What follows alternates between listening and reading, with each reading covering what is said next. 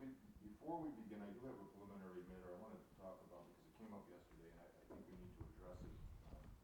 We had conferences earlier with respect to the restitution claim, and it was my understanding previously that Mr. Ader, that the defendant was willing to stipulate to the total amount of restitution. And at that time, you indicated, this was back on December 7th, you indicated that you had $32,000 to pay towards the restitution. And the total amount was going to be $542,318.97. And that after the payment of the $32,000 that left would be $512,318. 99 or 97? 99, Judge. So is that your understanding? No, Judge. Apparently, I was mistaken. The $32,000 is going to have to be paid through the probation department, so the court's going to have to order the total amount plus 5%. And then I'll take the $32,000 over to the probation department today, and that will come out of from the probation department's allocate. So it's $542,318.99 plus 5%. Anybody calculated what the 5% is? No.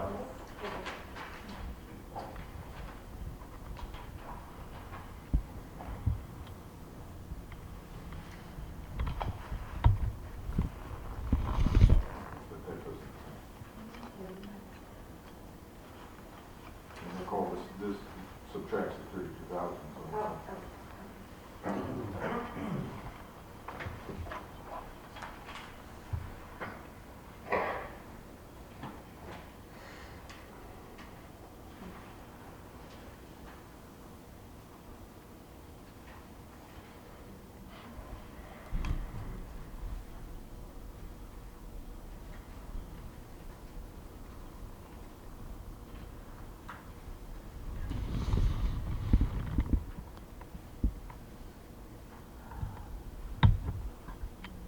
$27,115.95.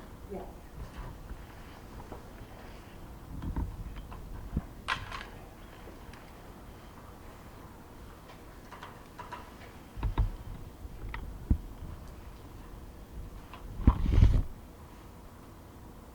So the total is $569,434.94. Is there any possible? All right, then, I guess we'll start out, Mr. Ader, that's going to, I am going to order restitution in that amount, $542,318.99 plus $27,115.95 for a total of $569,434.94, which was agreed upon by the parties. All right? Understood. All right, well, we'll get to it later. All right, go ahead, Mr. Fennell. Judge, it's my understanding that several people have been granted permission to speak here today, and I would ask that they be heard before I make any comments. All right. Fine. Your Honor, with that in mind, I would ask, the first on the list that I see is Albert Currick.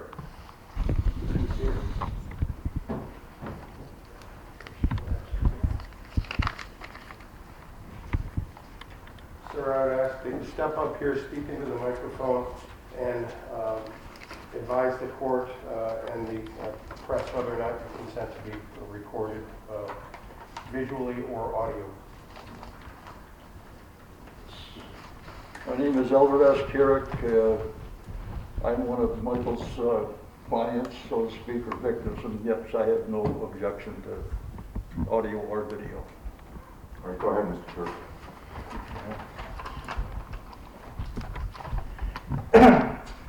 When Michael Tomaszewski started his funeral business in 2006, he advertised it as providing personal service with a caring attitude dedicated to meeting individual needs. The goal was to support and pay tribute to the special memory of loved ones. was going great for Michael. He was Batavia's golden boy. His business was thriving to the point that he was handling the majority of the funeral services in the county. As a well-respected member of the community, having been elected president of the Batavia Lions Club. He was the type of person that upon first meeting, you instantly took a liking to.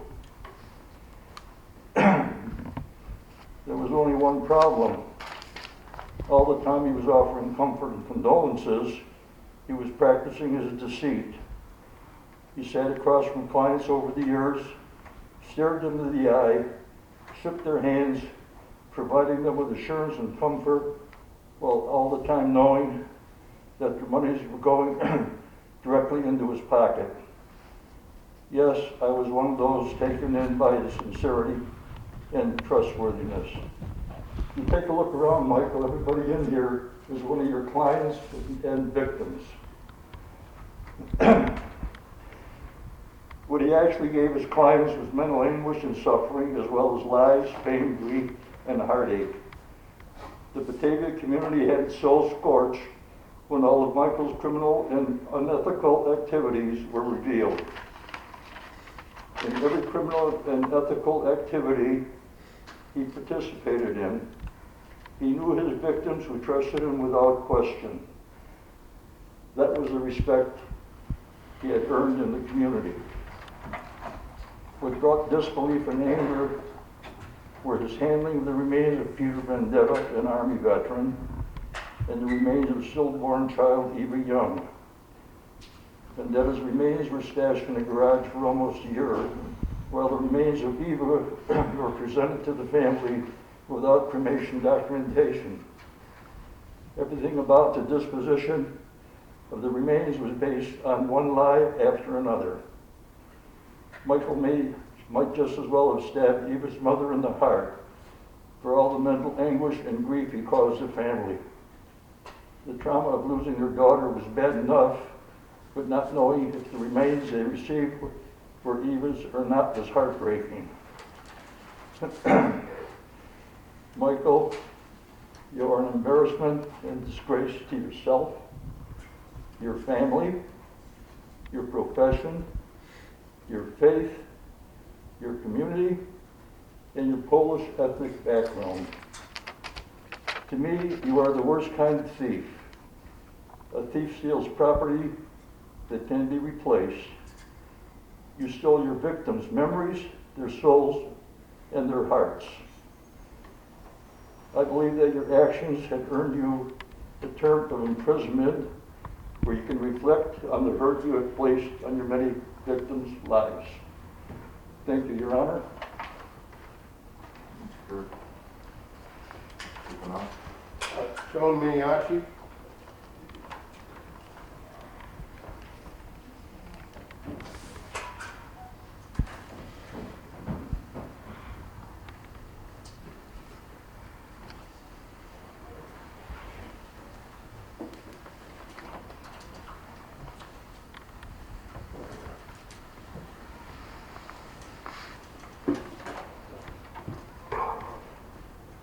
I don't have a real long thing, just like the first gentleman, but he's correct. We are very disappointed. Actually, just one second. Do you have a problem with the TV stations No. recording? Okay, go ahead. We are very disappointed with Michael. He stole our trust. When we had our first meeting and everything, and we signed papers, we went to the bank, we came back within less than an hour and gave him our money. And then we shouldn't have to wait 5 years in order to get our money back. It didn't take us that long to go to the bank and come in to give him his money. There's two R's, rich and retired. We're retired, we're not the rich. And we don't have that kind of money just laying around to give to someone else to try to bury us. In the meantime, there's people that have passed. You don't know if you're here today or gone tomorrow. So we are very disappointed, and I agree 100% of what that gentleman said. Thank you.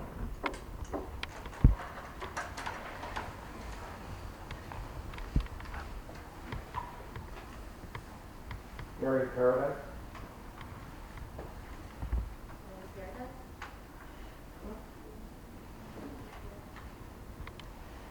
Mary Paradise, not here. Sandra Schultz Piper? Me? I can't hear him, so I Sorry, ma'am.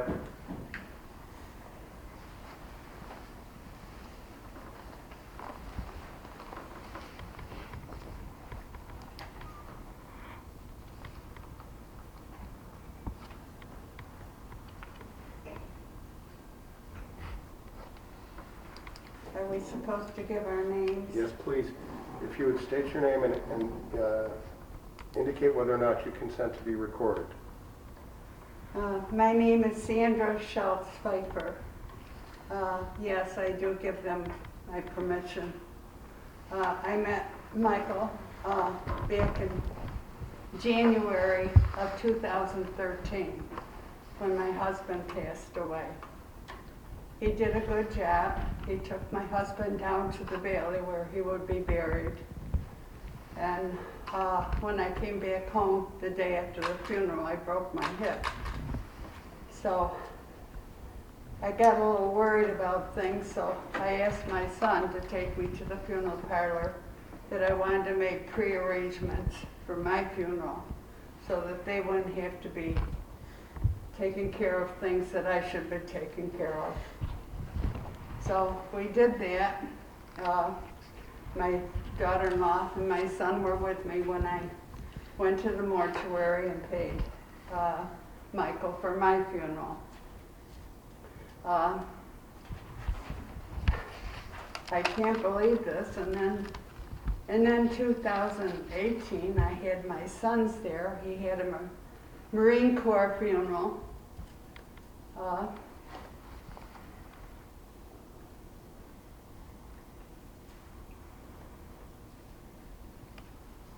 Everything went okay. I just don't know why this man did this. That's all I have to say. I'm sorry.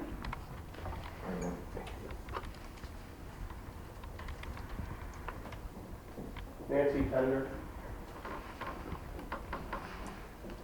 Your Honor, it appears that Ms. Pender is not here either. All right.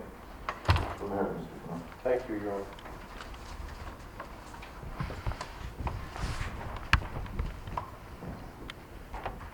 Your Honor, 16, 8, and 5. 16 of Mr. Tomaszewski's victims have died since his arrest. 8 people have died since his plea. 5 have died since his original sentencing date in July. Those people all passed without the one thing they have paid this defendant for, and that's peace of mind.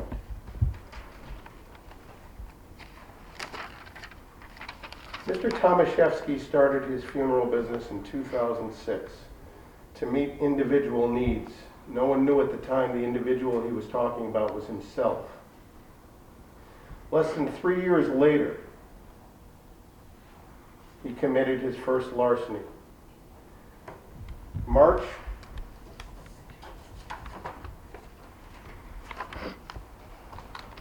30th of 2009,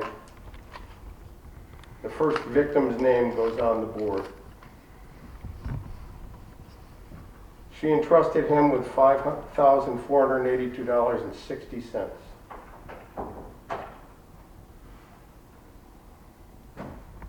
He took that money. Mr. Tomaszewski chose to steal from the people that trusted him the most. The letters the courts received attesting to his kind and compassionate way is simply his way of committing the crime, I would submit. People commit crimes and steal money, and they do so in many ways, utilizing many methods, Your Honor, but all those methods are designed to avoid apprehension. Whether it's under the cover of darkness or obscuring one's identity by mask or otherwise, or gaining their trust and just simply putting the money in his pocket, like Mr. Tomaszewski did. He was in the community.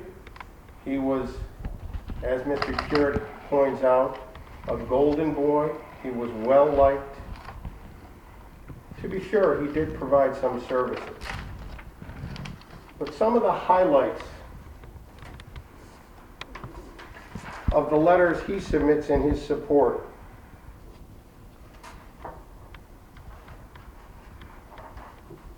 I would want to touch on. One of his supporters said he made very poor financial choices when funds were short.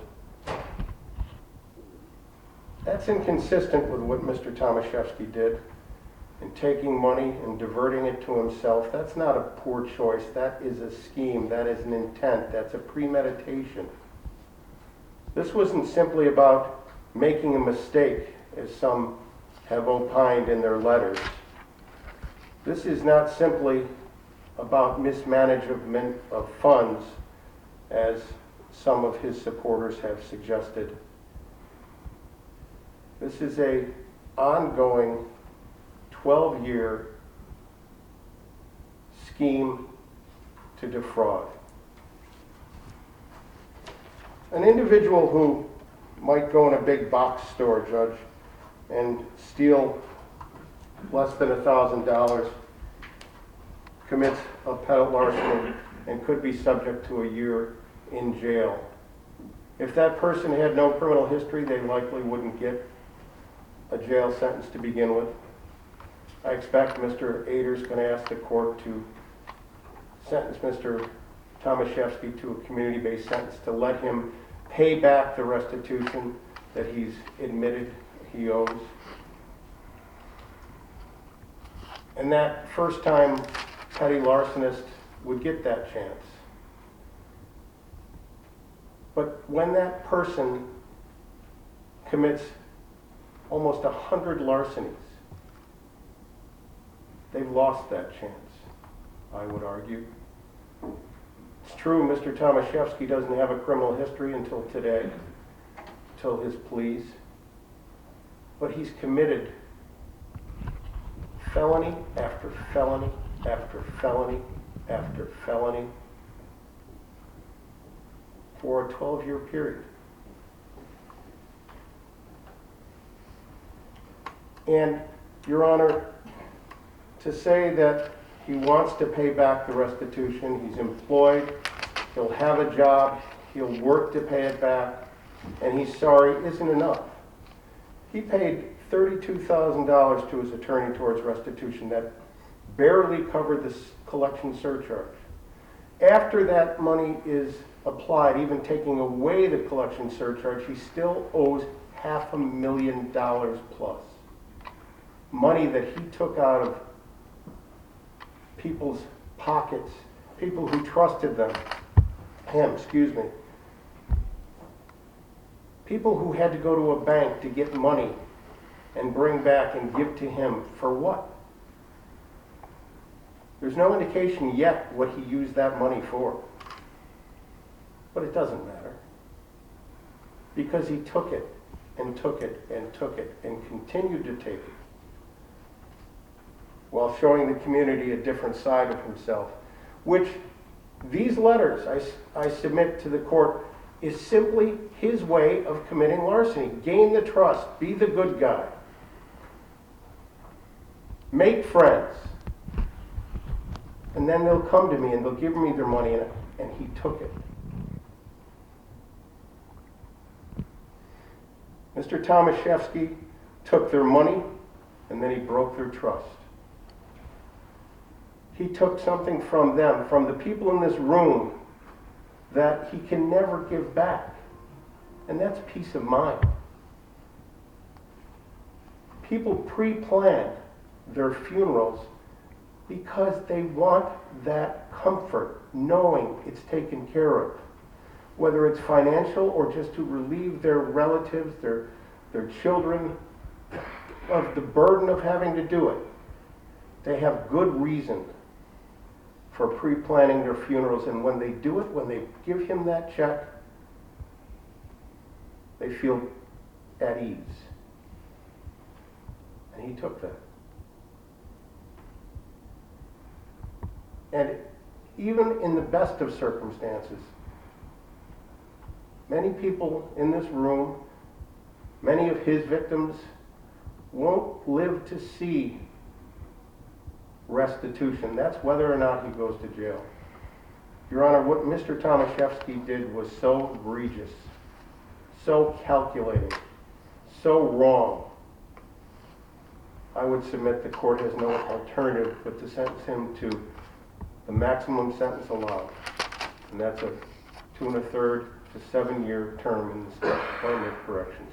That is my request. Sir. Your Honor, obviously a lot goes into your decision as to what the appropriate punishment should be for Michael. And as Michael has said, probation has pointed out in his statement to the probation department, he and all the people that support him realize that there's nothing he can do at this point to gain the trust back of the people that he let down. The victims, some who were here, some who wrote statements to the court. But the question is what the appropriate punishment should be. And the law requires that you take into a number of factors into consideration. Mr. Fennell already pointed out, up until this point, Michael had no criminal record. He did something that he is absolutely 100% ashamed of, and Mr. Fennell thinks that he is some evil mastermind for doing something that he had planned all along, that he had fooled everyone since he met all his friends and family. For his whole life, he's fooled everyone. That all the people that wrote letters on his behalf, they were all fooled by his evil calculations. That's not Michael.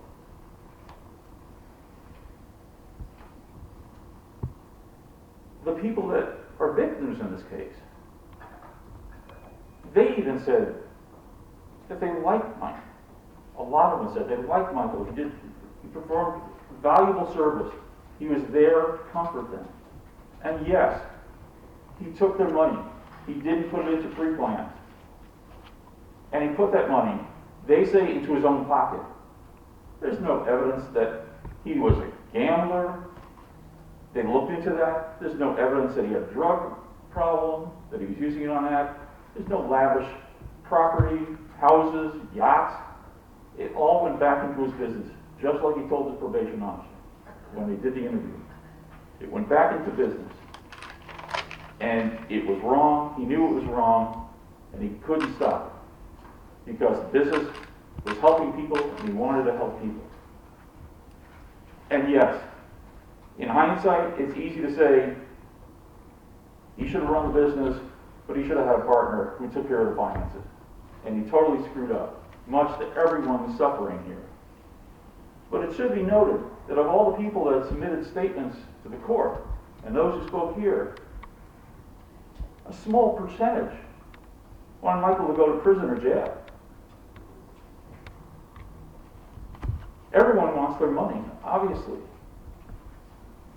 And Michael's doing everything he can to make sure that there's no obstacles in the way to the selling of the property that's in bankruptcy so that the people can get money as soon as possible.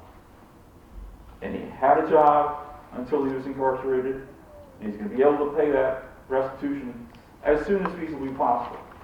Obviously, if the court puts him in prison, the court has no control over when he will be out, whenever that restitution will be paid.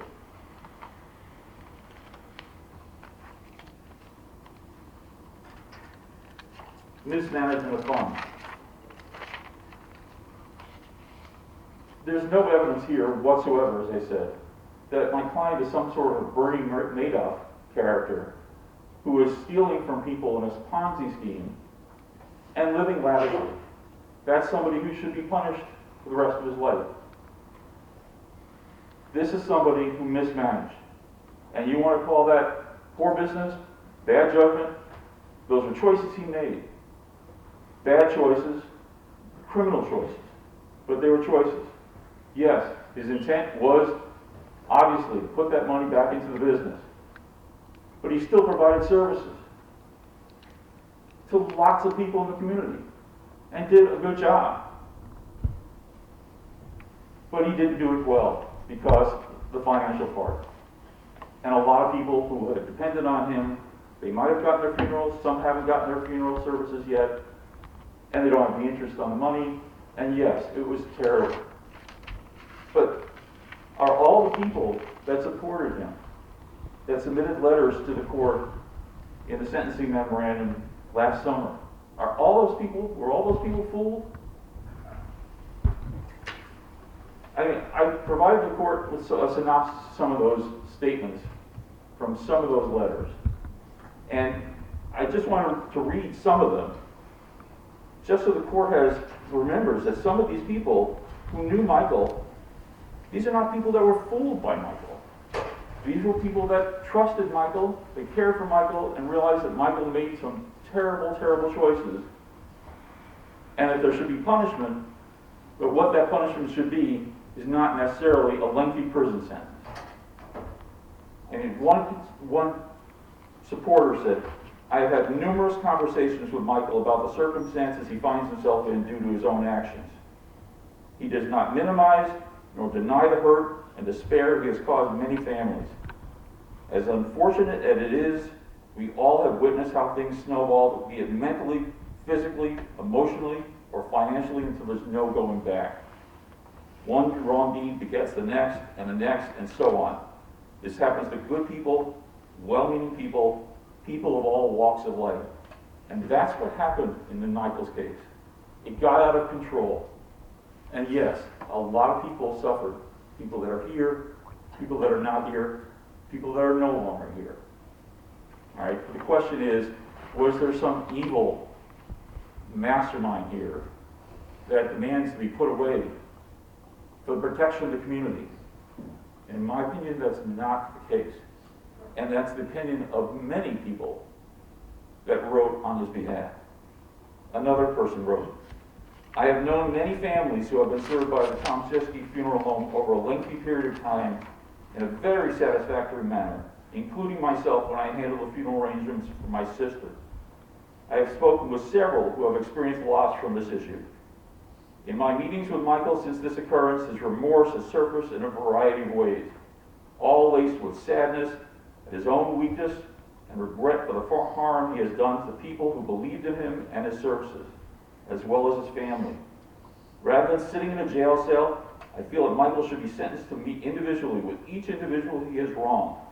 His sentence would be magnified by him hearing and personally facing the persons he hurt, disappointment in someone they trusted, and the abuse of the funds which they entrusted to him. He would also have the opportunity to apologize for his actions as well as feel ashamed as he listens to their feelings. And I'm not going to go on and on, Judge. The court has, I'm sure, read all the letters that were submitted on his behalf. These are just 4 pages of some of the synopsis of those sentiments from people.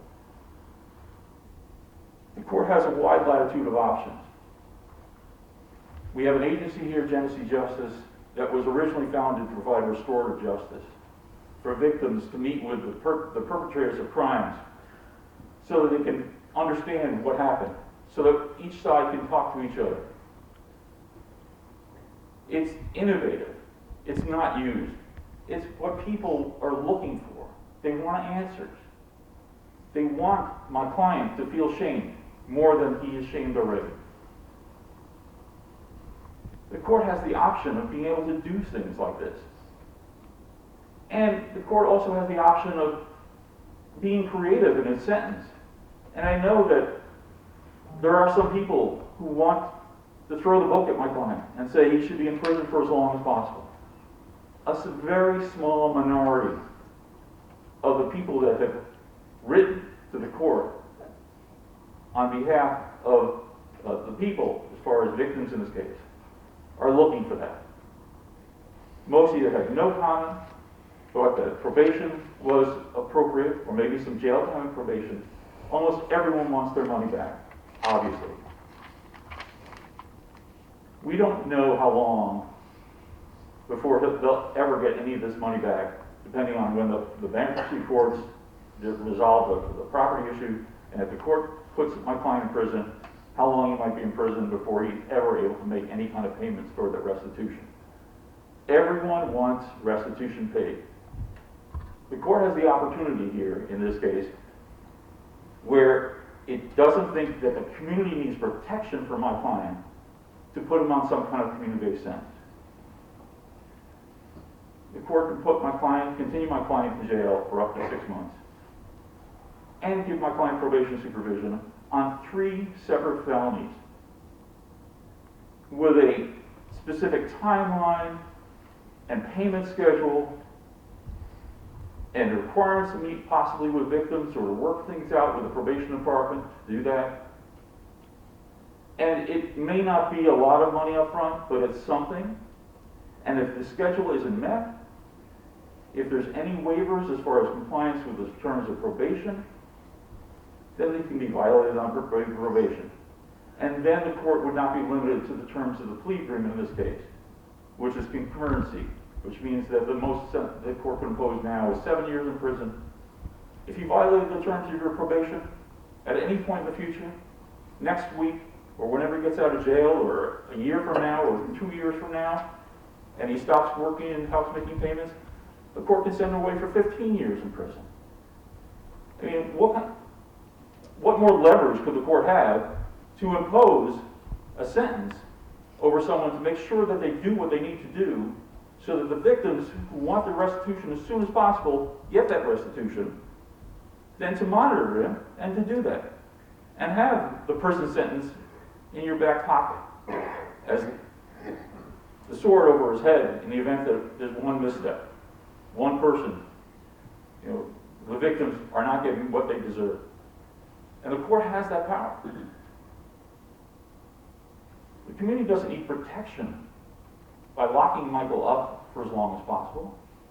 The community wants the restitution for their victims. And probation isn't a slap on the wrist, and you're not, there's no punishment whatsoever. Probation is leveraged by the court. Probation is supervision. Probation is restitution, with the possibility of a lengthy prison sentence if there's no non-compliance in any material way. So, and it could be possibly more supervision and more immediacy as to restitution than any prison sentence could be in this case. So we're asking the court to consider a community-based sentence with all the necessary terms and conditions that the court can impose, knowing that the terms of the plea bargain would be over once the court sentenced my client to his term of probation, and that the maximum sentence would be a lot more than the court can impose today. Mr. Tomaszewski, is there anything you want to tell me? No?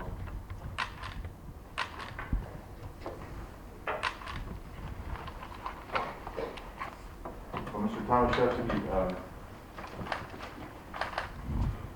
this is, I believe, the 3rd time we've been here for your sentencing, so I've had plenty of time to review your case, consider what my options are. I can assure you that I know Mr. Ader submitted certain excerpts from the letters that were submitted on your behalf, but I have read them, at least I've actually read them more than once. And I'll acknowledge that there are over 50 letters from people in the community. Now, some of them are your family and friends, but most of them are from people who customers of yours or people that you've dealt with in the community, heads of agencies, other business people, and I believe that they are sincere in what they're telling me about you and the type of person they believed you were and how you were with them, which is in their mind, a good person who was trying to run a business and do good for the community. the same time, I have this book, there's over 91 names in this book, people who are your victims. And I agree, some of them just want their money back, some of them aren't sure. But for the most part, they're angry, they feel betrayed, and they want to see what they believe. Certainly they want their money back, but they want justice to be done. And they too were people who were your friends, who were customers of yours, who believed that you were a good person doing a good job. And it sort of demonstrates how polarizing this case has been for this community and for the people involved. You've got, and I think both sides are sincere about how they feel. And I acknowledge what Mr. Hayter said, this is not an easy decision for me. There are factors that the court does and should consider when it comes to sentencing. One of them is the ability to make restitution, certainly if that's necessary. The fact that you don't have any prior criminal history,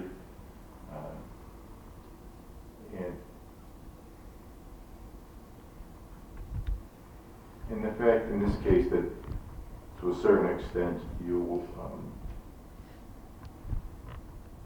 are providing a business in service to the community. On the other hand, I can't ignore, Mr. Tomaszewski, the number of victims in this case, the time over which this occurred, the amount of restitution that we're talking about. As Mr. Fennell said, this is going on for 12 years. And I wonder whether we really know. I mean, these are the victims we know about. My guess is that you've been doing this on a regular basis for all that time, and you have been providing services. Mr. Hayter doesn't want me to think of it as a Ponzi scheme, but basically that's what it was. And the problem with it is that the people, when they came to you with their money, the idea was, we're going to give him our money to obtain what Mr. Fennell says is to obtain peace of mind. We want to make sure that no matter what happens, if I die, my kids don't have to worry about my funeral, or if my mother or father dies, that's taken care of. And there are rules in place and guarantees made to people with respect to this type of financial situation. That money is protected not only from bankruptcy and creditors, but from the government. And you can go on Medicaid, and Medicaid can take almost all your property if you have it, but they can't take this money that somebody prepaid for their funeral services. When I was an attorney, I used to recommend to almost all my clients, the one thing you want to do, if you're planning for this type of thing, pay your funeral for your services ahead of time. You don't have to worry about it. It's money that's your money that you can use for the benefit of yourself or your loved ones. That's what these people were thinking about. That's why they came to you. And they came to you because to them you were a person they could trust, a person who appeared to be successful, who was doing well in the community. And all of that was a lie. That's the crux of this crime. It's, at its core, these are thefts. It's a scheme to defraud. And there are all kinds of theft and there's all kinds of fraud. But this kind permeates beyond the law itself. You've heard people say, and I've heard it, people not only distrust you with their money, they distrust you with their family's remains. Now, there's no indication that other than the one case that we do have, which nobody's talked about, but even that, is to some extent understandable under the situation. I mean, you, again, violated the law, but there's no evidence that this is a routine thing. But the court has been contacted by people wondering about, can I do something to find out if he actually did give me the remains of my father or my mother or my husband? That's how this affects the community. That's how it's affected these people. Now they know they can't trust you. They can't trust you for anything, and that's the way life is. That's why it's so important to establish trust in a business. And yes, all these people that have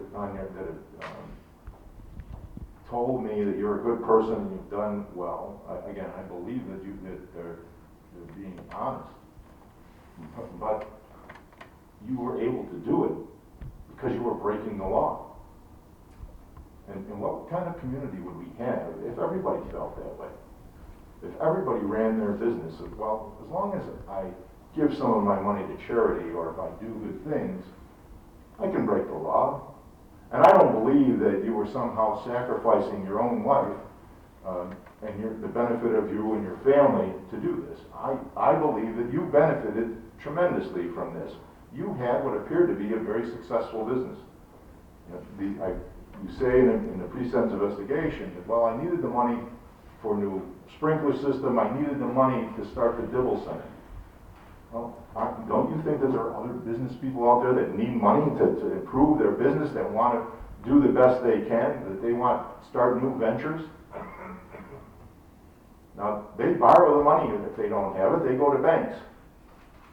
I'm not sure why you didn't go to the bank, maybe you did and got turned down. So your alternative was, well, I'm going to take the money from my clients, money that was supposed to be set aside. And I think it's important to acknowledge this. It would be different, I guess, if you weren't making that promise to people, if people weren't coming to you with the understanding that if I give him this money, he's going to set it aside. And when the time comes, it'll be there. And instead what you did is took their money, unbeknownst to them, and maybe you did invest it in your business. Maybe you spent it on yourself. Maybe you bought a car. Maybe you bought clothes or presents for your family. There's no way to tell, but you used it in an unlawful way. And they didn't know about it. I mean, what about their idea of charity? If you had told them, well, you know, I'm not going to set aside your money. I'll give you your services, and I believe you did that for most people. Again, that's the Ponzi scheme. That's why I don't know that we know even the true depth and the breadth of all of this, because I'm sure there were people whose money you took and used unlawfully, and then the time came where they needed your services and you provided it to them. And so there was no complaint. Nobody knew about it. This would probably still be going on if somebody hadn't actually found out the truth.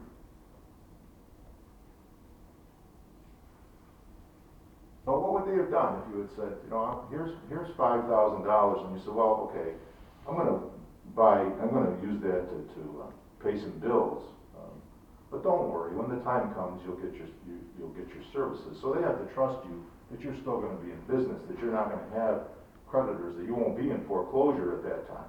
Maybe they would have done it if you had been honest with them about it. Maybe then there wouldn't be any violation of the law, but you weren't. You took it under the terms that, don't worry about it, this money's safe. Maybe they would have decided, you know, I'd rather give this money to the American Cancer Society, or I'd rather buy my mother some new clothes before she dies. Who knows? They didn't get that chance because you basically lied to them. And you know, there are, I believe, 68 counts of grand larceny in the third degree, and 27 or 28 of grand larceny fourth. These charges, the grand larceny third degree charges, each one carries a maximum sentence of 2 1/3 to 7 years.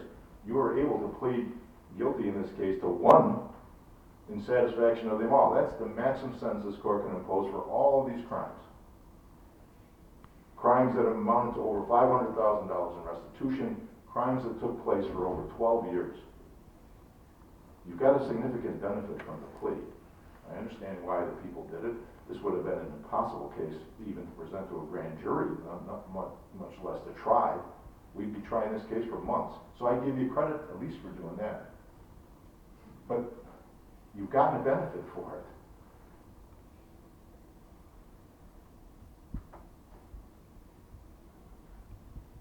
I read all the different comments, and what struck me by most of the people who are your victims is they feel it's the sense of betrayal and even embarrassment. They feel embarrassed because they trusted you. And I don't know how you account for this. I mean, you could pay them all back. If I did what Mr. Ader suggests, then basically every businessman in this community would say, well, I can do whatever I want, as long as at some point I'm prepared to pay them back. Well, it's important to have to pay them back, but that's not all there is to it. And it's not even about the individuals and what they want. The court has an obligation to impose a sentence that does justice and that reflects and provides assurance to the community that when crimes are committed, that justice will be done, and that they can trust the criminal justice system to deal with people who break the law in an appropriate way. And in your case,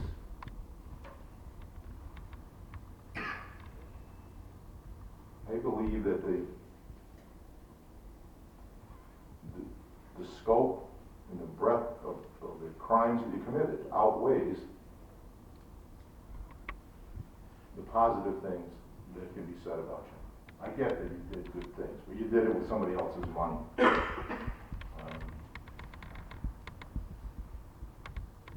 You went, one of the things, and I don't believe, Mr. Tomaszewski, that you're some evil, conniving person who had this, this is how I'm going to make my business, this is how I'll do well. I believe that it came upon you, as you said. You probably didn't expect this to go on for so long. You're, like many people have been, a businessman in a tough situation, needing money, couldn't get it, and you chose to break the law to get it. And if it had been for a short period of time, if it had only been until you were able to pay back that money, then maybe I would look at it differently. But what I can't escape from this is that for 12 years, you went to work every day, knowing that the day before you had broken the law and you were going to break the law again. This isn't something that you forget about. This isn't something you didn't know about. You knew what you were supposed to do with that money. You just chose not to do it. Why? Because it was beneficial for you, and because you figured you would never get caught. That says to me more about your character than any good works you have ever done. And I just can't get around it.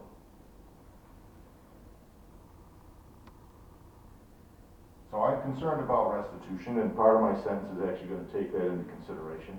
And to some extent, I'll give you the benefit of the lack of a prior record, although, as I said, this has been going on for 12 years. I'm not going to give you the maximum sentence. I want people to know why. Because the restitution is important. And I think you will be capable of earning money. You've already shown that you have other skills. You could have made probably just as much money if you had gone into the restaurant business, from what I can tell. So when you are able to go back to work, I expect you're going to be able to earn money to pay restitution. Unfortunately, no matter what I do, as Mr. Fennell points out, some of these people are never going to get their money back. Even if I let you go today to go back to work, the amount of money that you owe is you're never going to be able to raise it in a reasonable time. But if I were to sentence you to the maximum sentence, and you were to get out of prison, which you eventually will, there would still be an order for restitution. The problem is, if you didn't pay it, there's nothing the court can do to enforce it. That's the way the law is in this state. And I've been through that before.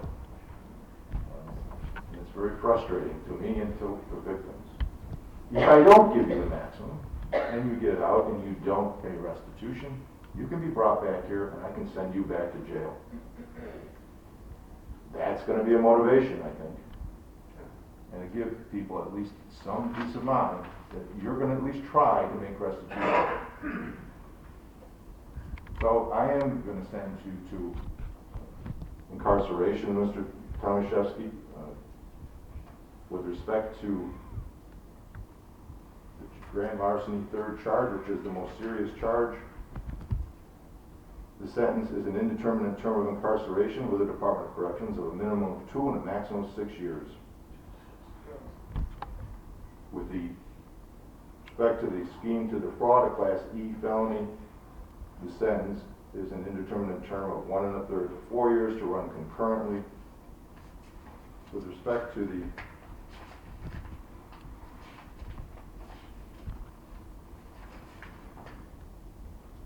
offering a false instrument for filing an E felony, the sentence is an indeterminate term of 1 1/3 to 4 years to run concurrently. And with respect to the misdemeanor of improper burial after dissection, the unclassified misdemeanor, the sentence is 364 days, which will merge with these indeterminate sentences. As I said, I'm going to impose a restitution as I previously determined. I'm going to direct that be paid through the Department of Corrections, and upon your release, 60 days after your release, it's to be paid at a rate of $2,000 a month until it's paid.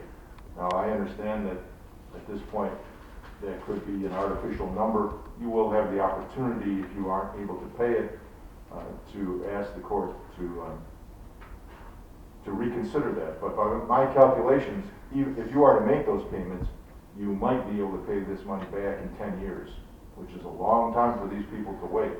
But I have to have some basis and some reasonable opportunity. From what I've seen, you can raise that money.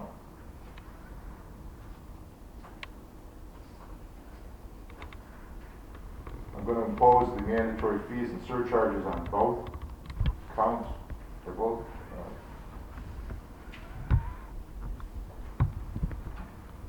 indictments. In each one, there's a $50 DNA data bank registration fee. Each has a $300 surcharge on the conviction. Each has a $25 crime victims assistance fee. Those are going to be paid through the Department of Corrections.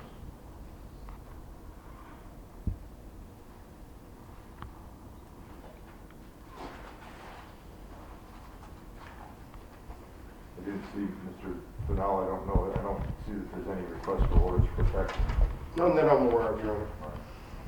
Mr. Tomaszewski, you do have a limited right to appeal these convictions and the sentences if you want to do that. You need to file a written notice of appeal within 30 days. If you want to do that, speak to Mr. Ager. He should be able to assist you with that, and for some reason he can't, I'll assign another attorney to do that. Do you understand that? Sure.